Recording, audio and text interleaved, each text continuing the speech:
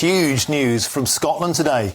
The First Minister, Humza Yousaf, is facing a vote of no confidence after the SNP's coalition with the Greens collapsed dramatically. Mr Yousaf is now leading a minority government in Scotland, and here's how the First Minister broke the news this morning. The Butte House Agreement was intended to provide stability to the Scottish Government, and it has made possible a number of achievements, but it has served its purpose. I believe that going forward, it is in the best interests of the people of Scotland to pursue a different arrangement. That is why, following a discussion with my Cabinet this morning, I have formally notified Patrick Harvie and Lorna Slater that I am terminating the Butte House Agreement with immediate effect. Well, let's speak to GBNews' Scotland reporter Tony Maguire, who's at Holyrood. Tony, welcome to the show. A torrid first year for Mr Yousaf, and now today a spectacular announcement. Yes, indeed. Afternoon, Martin. You know, as we got to a kind of couple of weeks ago when Humza Yousaf was celebrating his anniversary as First Minister, he probably thought to himself, well, this year will go better. Indeed, the last few weeks have shown that to be anything but the case. You know, the rumour started milling around last night when one of the previous pro-independence bloggers, Wings Over Scotland, did put out a post suggesting this cabinet meeting was going to be pretty serious, pretty major this morning. And then sure enough, slightly earlier than advertised, we got the news that the Butte House Agreement is done and dusted.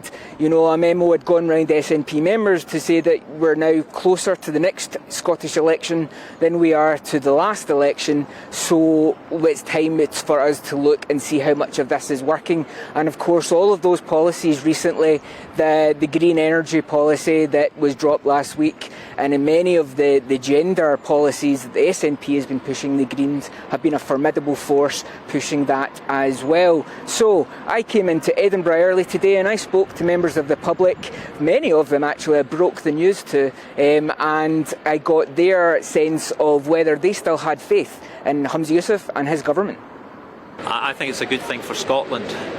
I think the Greens have not been a force for good in our country, so frankly I think yes, I'm glad to see the Butte House Agreement come to an end. And you think the SNP will still be okay with a minority government? Well, I think it'll put them under a bit of pressure. We'll see. I'd heard rumours and things are going on, but I didn't actually know that's happened today, so not as confident. Not particularly. I think we're in a mess at the moment. Do you think that's been going on for a while? Do you think would you like to see an election? Probably. I think they might have to call an election, yeah, but that's a sad event. No, I haven't been for a long time actually, but I didn't really see the news this morning. So the Greens have left the SNP a minority government now. Yeah. So am I right in saying you might fancy an election? Would that clear things up? Yes, I think we should, yes. Now, we heard there what the people think, and then certainly in today at First Minister's questions, Humza Yousaf, you know, he quite clearly had a few responses prepared, but nothing could have prepared him for the sheer pile-on that all the parties got involved with, except the Greens, who I will say, sitting quite glum. But of course the highlight of that will be Douglas Ross, leader of the Scottish Conservatives, calling for a vote of no confidence in the First Minister. Quite a spectacular day up here in Edinburgh. Yeah, Tony Maguire, the storm clouds are gathering for Humza Yousaf, but the sun is shining on you. Thank you for joining us on GB News. And moving on now swiftly, I'm joined by Conservative MSP Murdo Fraser. Welcome to the show, Murdo. Always a pleasure. So, a spectacular showdown, a collapse of the coalition. Earlier on, Humza Yousaf was asked if this was a sign of weakness. He said quite the opposite. It shows leadership. What's your take? Well, it's been a humiliating period for Humza Yousaf. And of course, the reason why he's done this is because the Greens were indicating they were about to walk out of the coalition. It's like when you're at school and your mate dumps his girlfriend and his girlfriend says, "Well, I dumped you first." It's a bit like that scenario, because Humza Yousaf knew that the Greens were likely to walk out of the coalition. That would have been looked terrible for him if he'd lost his junior coalition partner at their own instance, and therefore he's basically jumped before they pushed themselves out. Now, what that means is that the majority that the SNP and Greens had in the Scottish Parliament has disappeared.